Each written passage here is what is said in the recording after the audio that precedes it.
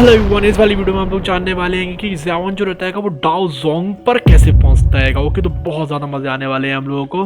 तो होता ही है कि एक बार क्या होता है जब डाओ जोंग मतलब हम लोग को जो बनता है ज़ियावन, वो आ जाएगा सेंट्रल प्लेन्स में।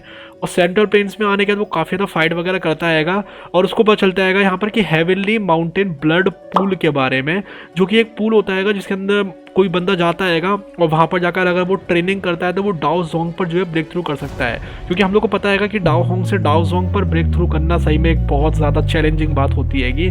तो हम लोग का ज़ियावन आ जाता है हम लोग के हेवनली माउंटेन पूल पर, कहता है चलो ठीक है, आज मैं यहाँ पर आ चुका हूँ और आज मैं ब्रेक थ्रू करके ही रहूँगा। तभी ये कल्डा कहलाते हैं कि भैया अभी सही टाइम ना आया, अभी रुक जाओ। अभी जब जो एनर्जी टाइड आएंगी सबसे ज़्यादा पीक पर पहुँचेंगे तो जो ब्लड पूल होता है ओवरफ्लो करने लगेगा, तब जाके जो होगा सही टाइम होगा, क्योंकि सबसे ज़्यादा एनर्जी होगी उसके अंदर। ओके, इसके अंदर एक बहुत ज़्यादा एक्सट्रीमली डेंस फेरी पॉइजन है, इसलिए तुम लोग को जो है 3 दिनों के बाद बाहर आ जाना चाहिए। अगर तुम 3 दिनों में बाहर नहीं आओगे तो भैया निपट लोगे और इसका कोई भी इलाज नहीं है तो जितना भी फिर तुम कुछ कर लो कुछ भी नहीं हो पाएगा। तो यहाँ पर वो कह लेते हैं कि मतलब एल्डर कह लेते हैं कि ज़ियावन तुम मेरे पास आओ। ओके, तो कहता है अरे भैया ये एल्डर मेरे को काहे को बुला रहे हैं। तो वो कह लेते हैं कि लिटिल फेलो, और वो कह लेता है ज़ियावन की सीनियर आप यहाँ पर क्या कर रहे हैं। तो बंदा यहाँ पर उससे कह लेता है ज़ियावन से, क्या तुम्हें पता है ज़ियावन मैंने तुम्हें यहाँ पर क्यों बुलाया है।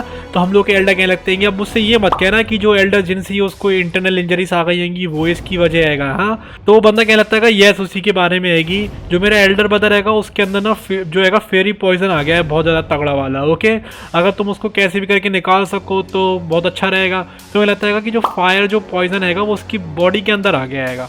ओके, अब जो बॉडी है उसको हम लोगों को जो है मतलब हड्डियों के अंदर तक घुस गया है। अब उसको हड्डियों के अंदर तक से निकालने में बहुत ज़्यादा मुश्किल तो होगी।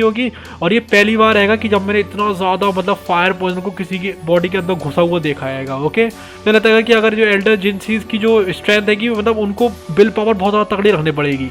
अगर वो विल पावर को बहुत तगड़ा नहीं रखेंगे तो भैया वो राखों में बदल जाएंगे। ओके, तो मैं लगता है कि अरे यार, तो लगता है कि तुम 10वें नंबर के ऐसे बंदे हो जिसने कि ऐसा कुछ कहा है। ओके, अब ये मत कहना कि ऐसा है कि तुम उसको सही नहीं कर सकते होंगे। तो मैं लगता है ज़ियावन अरे मैंने ऐसा तो नहीं कहा है कि मैं सही नहीं कर सकता हूँ। तो वो कहते हैं कि अरे मतलब, तो ज़ियावन क्या लगता है कि भैया मुझे क्या मिलेगा रिटर्न में, लेकिन मैं तुम्हें भाई को सही कर दूंगा। ओके, तो बंदा क्या लगता है यहाँ पर जिसका भाई होता है बीमार, कि अरे भैया तुम तो बहुत ज़्यादा लालची इंसान हो यार। तो एल्डर कहते हैं चलो ठीक है, मैं तुम्हें डाओ जोंग क्लास में एडवांसमेंट करने का मौका दूंगा। ओके, मैं एश्योर करूँगा कि तुम डाओ जोंग में पहुँच ही जाओगे।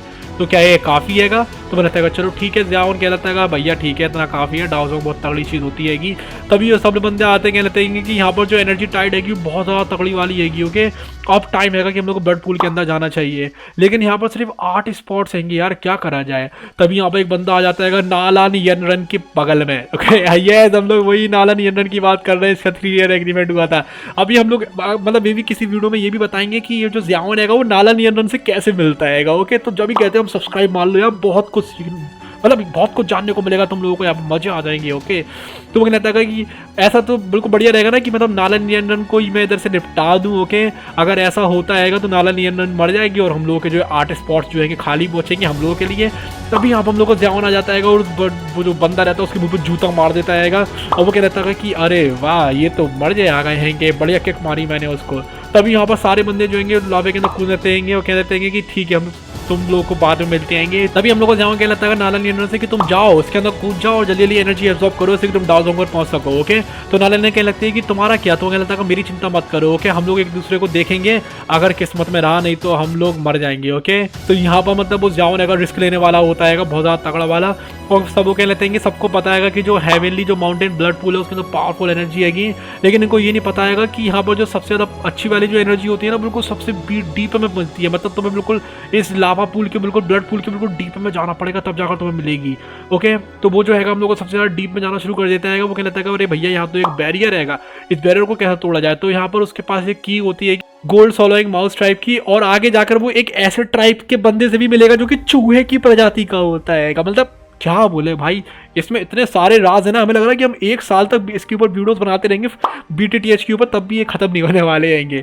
तो बहुत मजे आने वाले हैंगे। तो यहाँ पर क्या लगता है कि यहाँ पर जो फेरी पॉइजन है वो बहुत ज़्यादा तगड़ा वाला है और तो जो 100 गुना ज़्यादा है मतलब नॉर्मल वाले से। ओके, अगर मैं यहाँ पर गया तो मुझे तो भैया मर जाऊँ, लेकिन फिर भी वो रिस्क उठाता है क्योंकि हम लोगों का वो ठरकी है सच में बहुत ज़्यादा बहादुर भी है, तभी तो लड़की उसके पीछे पड़ी हुई रहती हैंगी। और वो चला जाता है नीचे, कहता है अरे भैया स्ट्रॉन्ग फायरी पॉइजन, ये तो बहुत ज़्यादा तगड़ी चीज़ है यार, उसकी बॉडी लिटरली राख रोना शुरू हो जाती है। वो क्या लगता है कि कुछ भी क्यों ना हो, जो माउस टाइप के जो एल्डर्स हैं उन्होंने कहा था कि यहाँ पर नीचे फायरी पॉइजन के पास एक वो हैगा, ट्रेजर हैगा। ओके, अगर मुझे उसको कॉन्कर करना है तो मुझे नीचे ही आना पड़ेगा। तभी वो कहता है कि चलो ठीक है, मैं एक जुआ खेल कर देखता हूँ। तभी वो अपनी ग्लेज लोटस हार्ट फ्लेम निकाल लेता है जो कि 19 नंबर पर होती है, इससे कि वो लावे से बच सके। और पूरे 2 महीने बीत जाते हैंगे।